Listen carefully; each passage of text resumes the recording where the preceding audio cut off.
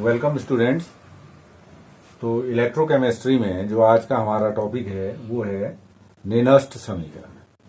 ठीक है, तो आपने इससे पिछले टॉपिक्स जो भी हमने बताए थे आपको, तो उनमें हमने देखा कि सेल विभव किस तरीके से ज्ञात करते हैं।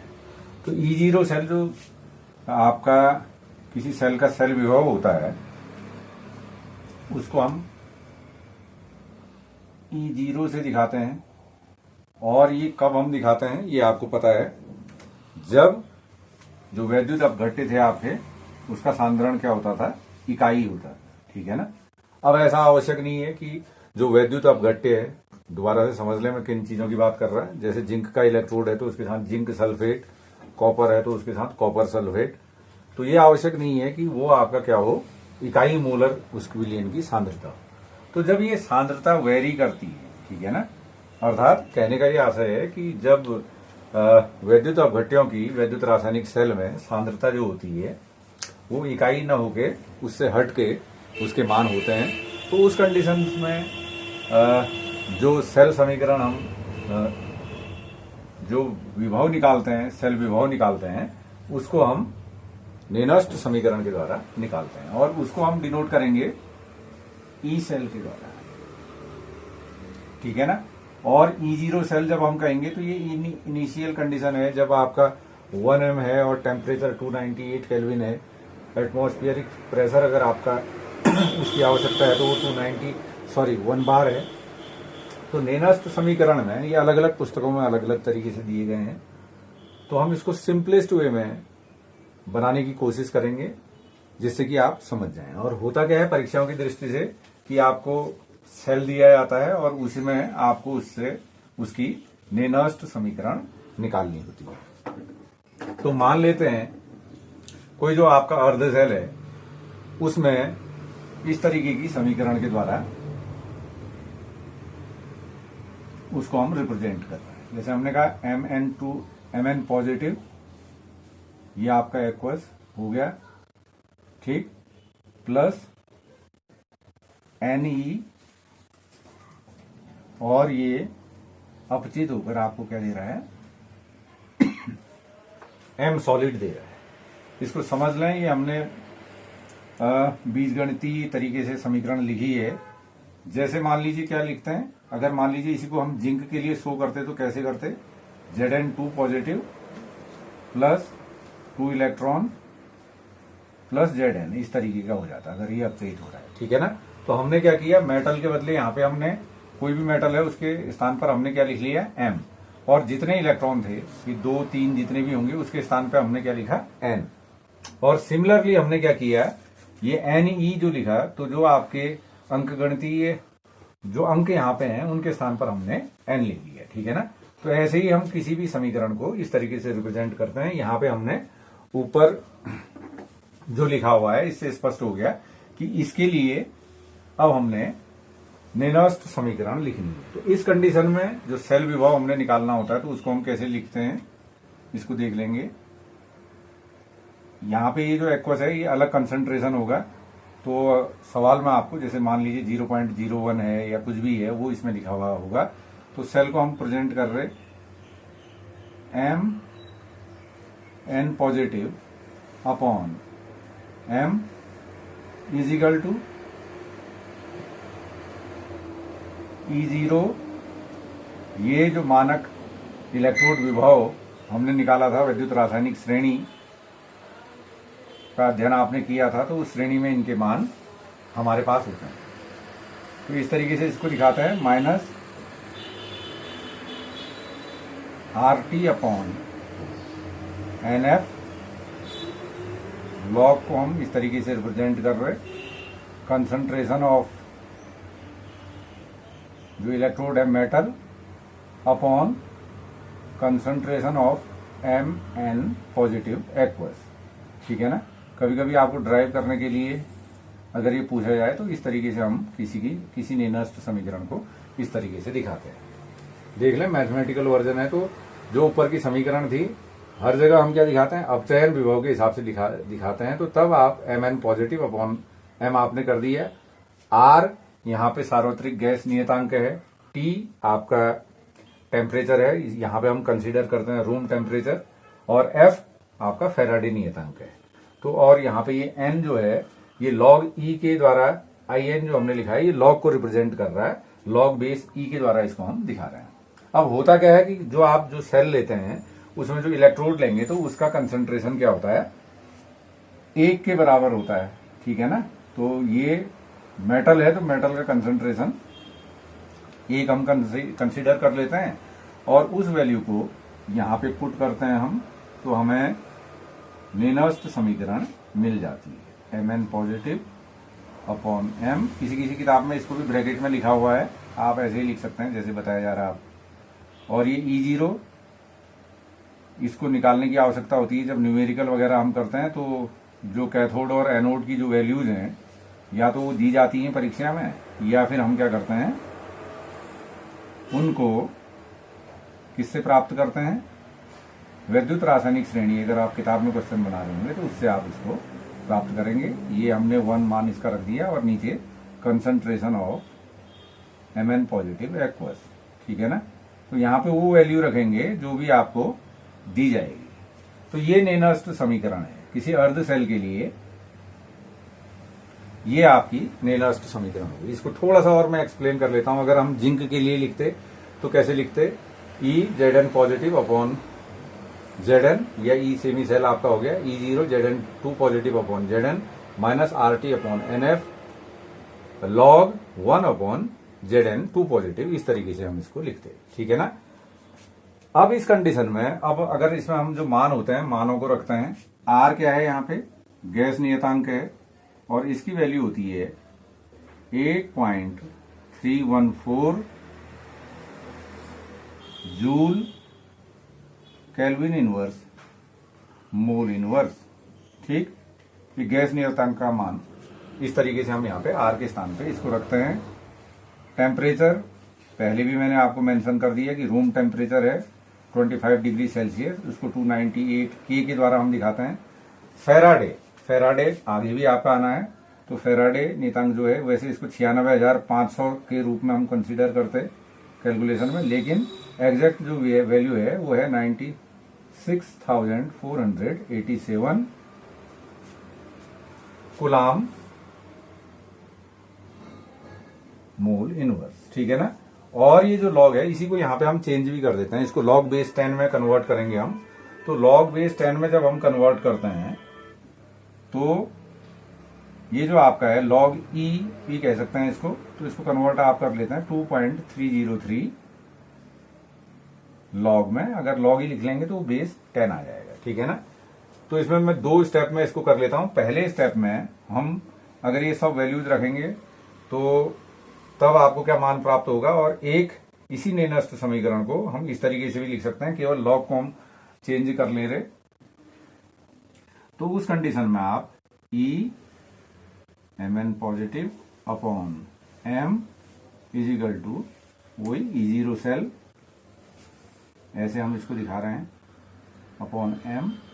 अगर पूरे की पूरी वैल्यू चेंज करता है तो 0.059 वो कैलकुलेट करके आता है, और अगर केवल लॉग को ही हमने चेंज करना है तो उस कंडीशन में आप 2.303 लिख लेंगे, RT अपॉन NF लिख लेंगे, और लॉग बेस 10 लिख लें, या log 1 upon concentration of Mn positive aqueous था तो एक्वस मैंने लिख दिया, और ऐसे इसको बंद कर दिया, ठीक है ना। तो ये आपकी नेनस्ट समीकरण लॉग बेस 10 पे इस तरीके से होती है। इन सब वैल्यूज को अगर हम रख देते हैं जो कि हमने ऊपर मेंशन किए हुए हैं, तो जो फाइनल आपको नस्ट या नेनस्ट इक्वेशन प्राप्त होगी वो इस तरीके से है, ई Mn पॉजिटिव अपॉन M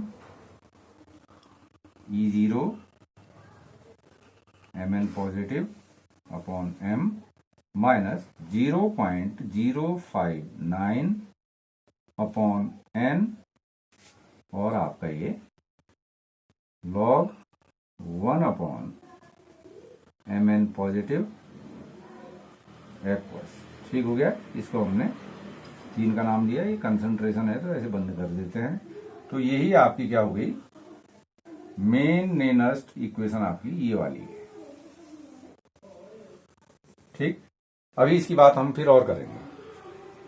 तो ये क्या था, किसी जो आपका जो वैद्युत रासायनिक सेल है उसका एक अर्ध सेल को हम इस प्रकार से रिप्रेजेंट करते हैं, और जो रिमेनिंग पार्ट होगा दूसरे अर्ध सेल को भी फिर हम इसी तरीके से करेंगे। ठीक है ना। अगर डैनियल सेल और अन्य सेलों को हम करते हैं तो उसमें फिर डेरिवेशन में थोड़ा सा वो लेंदी हो जाता है। इसके बाद हम क्या करेंगे, शॉर्टेस्ट वे में किस तरीके से किसी सेल को हम दिखा सकते हैं उसकी बात हम करेंगे।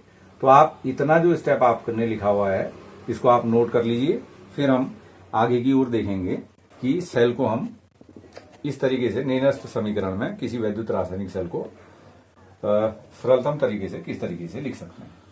इतना क्लियर हो गया होगा आपको। ठीक, नीचे का पार्ट में फिर ऊपर हमने दोबारा से लिखना है, तो इतने पार्ट को मैं रख दे रहा हूं। तो जब हमने पूरा सेल लिखना होता है तो उसमें फिर हम दोनों चीजों का ध्यान रखते हैं। पहले भी आपको पता है कि कैसे हम लिखते थे। हम लिखते थे ई सेल जो आपका होता था वो बराबर क्या है, ई राइट माइनस ई लेफ्ट होता था। याद आ रहा है आपको? ये मैं केवल याद करवाने के लिए कर रहा हूं, और फिर सीधे ही आप लिख सकते हैं। और आपको बताया था लो ओन वाली प्रोसेस कि लेफ्ट हैंड साइड में क्या होता है, एनोड होता है, और राइट हैंड साइड में आपको क्या होता है, कैथोड। तो अगर आपने पूरा लिखना होगा, सेमी सेल लिखना होगा, तो पहले आपने ई सेल निकालेंगे और फिर यहाँ पे ई सेल किसका निकालेंगे, इस ओर आप कैथोड का निकालेंगे, माइनस फिर ई एनोड आप उसमें से करते हैं, और उन दोनों वैल्यूज को पुट करके फिर आप नेनस्ट समीकरण निकाल सकते हैं।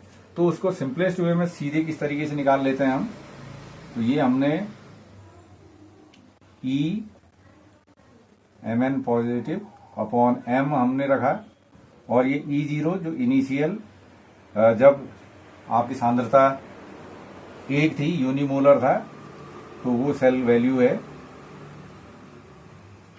माइनस हमने लिखा 0.059 अपॉन एन। ये एन क्या होगा, जितने इलेक्ट्रॉनों का इसमें ट्रांजिशन हुआ होगा। जैसे डैनियल सेल की बात करेंगे तो Zn प्लस 2 इलेक्ट्रॉन्स थे, तो 2n के बदले आप क्या लिखेंगे, 2 लिखते। ठीक है ना। और ये वाली जो स्पीसीज होती हैं इनको इस तरीके से यहां पे हम कर लेते। ऊपर वाली जो स्पीसीज है ये अलग अलग किताबों में अलग अलग तरीके से दिया गया है, तो मैं जो चीज कहना चाह रहा हूं आपसे उसको आप यहां पे ध्यान रखेंगे। तो यहां पे आएगी आपकी ऑक्सीकृत स्पीसीज। ऑक्सीकृत से मेरा क्या आशय है, इसको मैं एक दो एग्जांपल के द्वारा भी आपको क्लियर कर दूंगा, और फिर न्यूमेरिकल भी बनाएंगे तो पता चल जाएगा। या फिर एनोड स्पीसीज की बात हम कर रहे हैं। ठीक, अपॉन ऑब्वियसली नीचे क्या आ जाएगा, जो आपकी अपचयित है, अपचयित स्पीसीज, अर्थात जो कैथोड वाली जो स्पीसीज है उसको हम यहां पे लिखेंगे। ठीक, यहां पे हम क्या लिखेंगे इसको एक बार और देख लें। जैसे हम जिंक सेल की बात कर रहे थे, तो एक तो इसमें जिंक सॉलिड था और Zn2 पॉजिटिव एक्वस था, अर्थात यहां पे हमारा क्या आएगा, अगर इसका ऑक्सीकरण हो रहा है तो Zn, ये मैं कह रहा हूं कि Zn2 पॉजिटिव का जो कंसंट्रेशन है, Zn का तो ऑब्वियसली कितना होगा, 1 होगा, वो हमने इसमें मान भी रखा है। तो जितना भी उसका कंसंट्रेशन होगा उसको हम यहाँ पे लिखते हैं, और नीचे जो आपकी अपचयित स्पीसीज होती है उसको हम लिख लेते हैं। ठीक है ना। तो इस तरीके से हम नेनस्ट समीकरण को फाइनल रूप किसी वैद्युत रासायनिक सेल के लिए देते हैं। ठीक है। इसी कॉन्सेप्ट को हम और ज्यादा क्लियर करने के लिए डैनियल सेल और एक दो उदाहरण और लेंगे, उससे आपको ये चीज क्लियर हो जाएगी। आइए, तो नेनस्ट समीकरण अगर डैनियल सेल के लिए हमने लिखनी है तो हम कैसे लिखेंगे उसको देख लेते हैं इसमें। तो डैनियल सेल हमारा इस तरीके से है, रिप्रेजेंट कर रहे थे आप। Zn सॉलिड लिख भी सकते हैं, इन कॉन्टेक्ट विद, या खाली Zn लिख लीजिए, 2 पॉजिटिव एक्वस। ठीक हो गया। इसका जितना कंसंट्रेशन होगा उसको लिखेंगे। ये आपका डबल लाइंस जो थी वो सॉल्ट ब्रिज को दिखा रहे थे। फिर copper aqueous in contact with copper, ऐसे हम दिखा रहे थे। ठीक है ना। ये किसके लिए है? डैनियल सेल के लिए था। तो ये डैनियल सेल को हम ऐसे रिप्रेजेंट करते हैं, ये आपको पता चल गया। इसके लिए अब आपने नेनस्ट समीकरण लिखनी होगी, तो कैसे लिखेंगे उसकी बात हम यहाँ पे कर ले रहे हैं, ठीक है ना। अगर अलग एक कंसंट्रेशन नहीं है तो तब की बात कर रहे हैं हम। ई सेल एक से अलग है कंसंट्रेशन, तो is equal to E0 cell. Daniel के लिए आपको याद आ रहा होगा कि हमने जो E0 वैल्यू थी वो कितनी थी? 1.1। तो उसके लिए 1.1 भी लिख सकते हैं माइनस 0.059। देख लें इसमें अगर हम समीकरण लिखते तो क्या लिखते? Zn2 positive plus 2 electron is equal to Zn, या Zn minus 2 electron is equal to Zn इसमें। तो अर्थात इसमें इलेक्ट्रॉनों का ट्रांजिशन कितना हो रहा है? 2। तो यहाँ पे n क्या है? इलेक्ट्रॉन्स हैं, तो 2 आपने लिख दिया। और इसके बाद लॉग बेस 10 जो है उसमें कंसंट्रेशन मैंने बता रखा है, ऑक्सीकृत स्पीसीज लिखनी है, तो Zn2 पॉजिटिव एक्वस लिख देंगे, ठीक। और नीचे आप किसका लिख लेंगे? कॉपर एक्वस का कंसंट्रेशन लिख लेंगे, ठीक। तो इस तरीके से हम नेनस्ट समीकरण को लिखते हैं। तो ये डैनियल सेल के लिए नेनस्ट समीकरण आपने लिखनी है, तो इस प्रकार से आप डैनियल सेल के लिए नेनस्ट समीकरण लिख सकते हैं। तो क्लियर हो गया हमें, जो मैंने ऊपर ये ऑक्सीकृत स्पीसीज लिख रखी, या एनोड वाली बात हम कर रहे हैं, तो ये एनोड आपका लेफ्ट हैंड साइड में है। जब हम सेल इसको दिखाते हैं तो यहाँ पे इसी का कंसंट्रेशन, इसका तो 1 होता ही है, इसका जितना भी होता होगा प्रैक्टिकली उसकी वैल्यू हम यहाँ पे पुट करेंगे। एक और उदाहरण को लेके इसको और क्लियर कर लेते हैं, ठीक। अब ये निकिल और सिल्वर के कॉम्बिनेशन का एक सेल है, तो इसने दिया nickel solid in contact with nickel aqueous,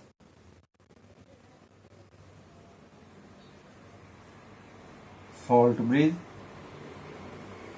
इस ओर आपका है सिल्वर एक्वस सॉल्यूशन है। ये किसके कांटेक्ट में होगा? डेफिनेटली ये कांटेक्ट में होगा सिल्वर रॉड के। तो ये Ag आपने इसमें लिख दिया, ठीक है ना। तो इसको इसमें आप देखेंगे कि इसमें हम किस तरीके से चीजें इसको नेनस्ट समीकरण लिख रहे हैं। तो इसमें सेल समीकरण हो रहा होगा, तो ये इलेक्ट्रॉन 2 इलेक्ट्रॉन ये इमिट कर रहा होगा। यहाँ पे हमने एक दिखा रखा है, लेकिन जब समीकरण लिखेंगे तो उस समय आप इसका अपचयन कैसे लिखते हैं? 2Ag positive plus 2 electron is equal to 2Ag, ठीक है ना। तो इसके लिए जो आपका सेल अगर आपने निकालना होगा तो आप निकालेंगे E cell is equal to E0 cell minus 0.059 upon n के स्थान पर क्या लिख देता हूं मैं? 2 लिख दूंगा। और ऑक्सीकृत स्पीसीज आपको पता है लेफ्ट हैंड साइड वाली, ये concentration of nickel aqueous solution, ठीक, upon concentration of silver aqueous solution, ठीक। तो ये एक आध बार आपका पूछा भी गया है कि किस तरीके सेल आपको ऊपर दिया जाएगा या सेल समीकरण दी जाएगी, और उसके लिए आपने नेनस्ट समीकरण लिखनी होगी। तो इस तरीके से हम इनकी नेनस्ट समीकरण लिख सकते हैं, यदि सेल रिएक्शन हमें दी हो या फिर हमें सेल को रिप्रेजेंट करके दिया गया है, तो उसकी सहायता से हम क्या कर सकते हैं? नेनस्ट समीकरण को निकाल सकते हैं, ठीक है ना। यहां पे लॉग लिखना भूल गए हम, नीचे से ऊपर जब ले रहे थे तो लॉग बेस 10 आएगा इसमें, तो यहां पे भी ध्यान रख लेंगे। जब नीचे था, आपको पिछले पेज का याद आ रहा होगा, तो लॉग भी इसमें बीच में लिखना आवश्यक था। तो ये लॉग के द्वारा हमने इस तरीके से इसको कर लेते हैं। तो यहाँ पे हमने लॉग टेबल की भी हमें जानकारी होनी चाहिए। एनसीईआरटी की पाठ्य पुस्तक में लॉग के अनुप्रयोग, लोगों का हम अनुप्रयोग कैसे करते हैं उनका, और उनकी जो वैल्यूज होती हैं उनको कैसे ज्ञात करते हैं, इसके बारे में परिशिष्ट में आपकी जो फर्स्ट बुक है उसके पीछे पूरा दिया गया है। और जो बेसिक जानकारियां होती हैं न्यूमेरिकल्स वगैरह में, तो उसमें आपको log 2 है, log 3 है, log 10 है, और कुछ और इसके सवाल आएंगे, तो वो वैल्यूज आपको ध्यान होनी चाहिए, और उसी के आधार पर हम अन्य चीजों को ज्ञात करते हैं। एक सिंपल उदाहरण के द्वारा अगर इसकी वैल्यूज हमें ज्ञात करनी होती हैं तो वो कैसे करते हैं, उसकी बात हम यहाँ पे एक न्यूमेरिकल के द्वारा करेंगे, ठीक। तो इसको नोट कर लीजिएगा, आप नोट कर लिया होगा। ठीक है जी। चलिए अब एक क्वेश्चन के द्वारा, एक सरल से उदाहरण के द्वारा हम रेनस्ट समीकरण से किस तरीके से सेल निकालते हैं इसकी बात हम करेंगे। तो हमें दिया गया है सेल, वो इस तरीके से है mg सॉलिड, ठीक हो गया, प्लस mg 2 पॉजिटिव 0.001, इसने एक्वस के बदले अब आपको इसका कंसंट्रेशन दे दिया है। और ये जो सेमी सेल होगा ये किसके साथ अटैच होगा, सॉल्ट ब्रिज के द्वारा दूसरे पार्ट में अटैच है और वहां पे कॉपर रिड्यूस हो रहा आपका और इसकी वैल्यू है 0.0001 m और साथ में ये आपका कॉपर में रिड्यूस हो जा रहा होगा, ठीक है ना। तो इस तरीके का उदाहरण है। इसके लिए हमने अब क्या ज्ञात करना है, ई सेल ज्ञात करना है, ठीक। तो इसके लिए दो चीजें, ई सेल ज्ञात करने के लिए एक चीज और भी हम यहाँ पे ध्यान रखेंगे। अगर न्यूमेरिकल में सेमी सेल मैग्नीशियम का अपचयन विभव इसमें दिया है, मानक इलेक्ट्रोड दिया है और कॉपर का दिया हुआ है तो ठीक है, लेकिन जब आप टेक्स्ट बुक से कर रहे तो उस समय आपने क्या देखना पड़ेगा, वैद्युत रासायनिक श्रेणी से इसके मान देखने पड़ेंगे। तो ये किस तरीके के इसके मान हैं इसको हम देख लेते हैं। तो ई जब आपका कंसंट्रेशन 1 होता है तो इस तरीके से इसकी जो वैल्यू है वो है -2.37, ठीक हो गया। और कॉपर का तो कई बार हमने कर चुके हैं तो आपको याद भी हो चुका होगा। इसका अपचयन विभव हम कॉपर का जब दिखाते हैं तो वो है आपका +0.34 वोल्ट, ठीक है ना। तो ये हमने इसमें से रख लिया। तो सबसे पहले तो हम इसमें नेनस्ट समीकरण इसके लिए लिखेंगे। तो नेनस्ट समीकरण कैसे लिखेंगे, तो नेनस्ट समीकरण आपने लिखनी है। तो E cell is equal to E0 cell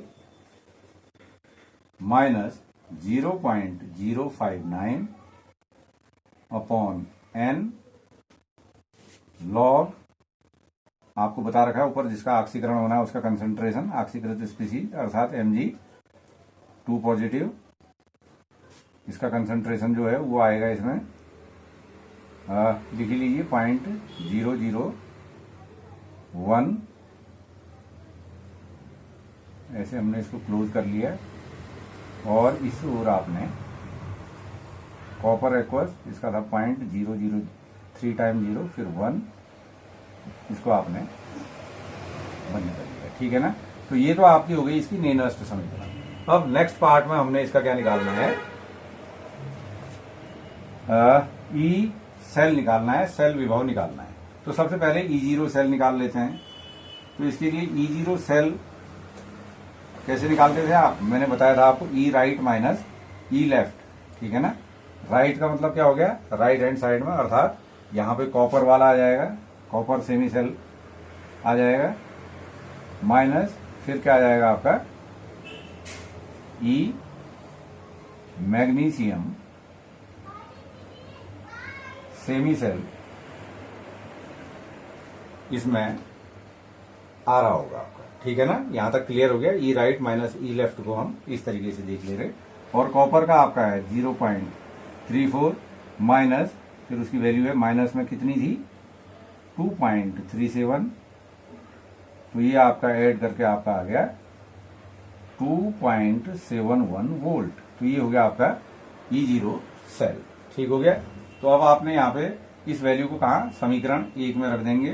तो E cell is equal to हो जाएगा आपका E0 सेल अर्थात 2.71 वोल्ट माइनस 0.059, ये जो है 0.059 है तो इसको आपने, ठीक ही हो गया। और n ट्रांजिशन कितने इलेक्ट्रॉन्स का हो रहा है, 2 का, लॉग लिख लिया।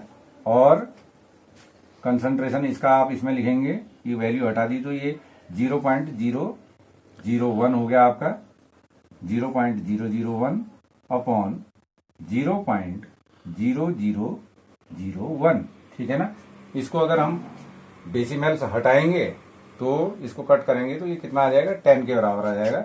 या ये 10⁻³ है, ये 10⁻⁻4 है, ऊपर जाएगा तो 10 की घात -3 धन 4 बराबर 10 आ गया। ठीक है ना। तो यहाँ पे आपकी जो वैल्यू आई 2.71 माइनस 0.059 अपॉन 2 log 10। ठीक है ना। तो log बेस 10 की वैल्यू होती है 1।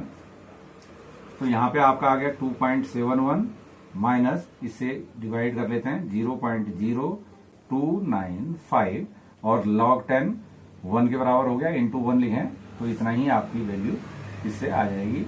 और इसको जब हम रिड्यूस करेंगे, घटाएंगे, तो 2.68 वोल्ट इसकी वैल्यू आएगी। ठीक है ना।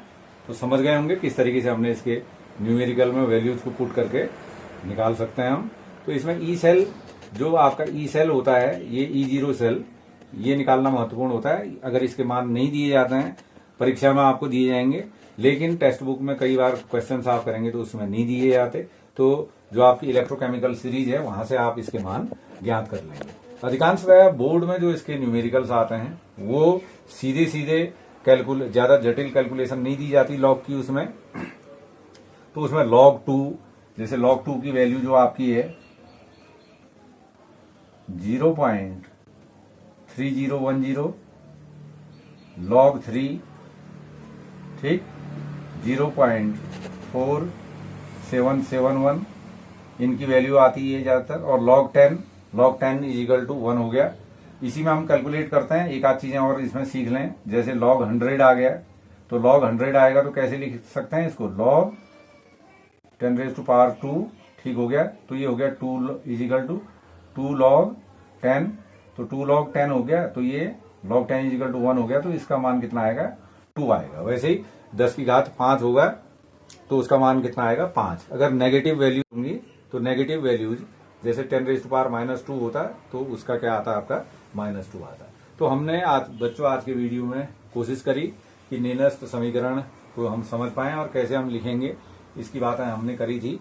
और इसका क्या महत्वपूर्ण फिनोमिनन है, जब कंसंट्रेशन आपका इकाई नहीं होता है तो उस कंडीशन में हमने जो सेल विभव ज्ञात हमने करना होता है उसको हम नेनस्ट समीकरण के द्वारा ज्ञात करते हैं। ठीक है। तो आशा है कि आपको चीजें आसानी से समझ में आई होंगी। यदि आपको चीजें समझ में आई तो अपने अन्य स्टूडेंट्स के साथ भी आप इस चैनल को सब्सक्राइब करने के लिए उनसे कहें और शेयर भी करें। धन्यवाद।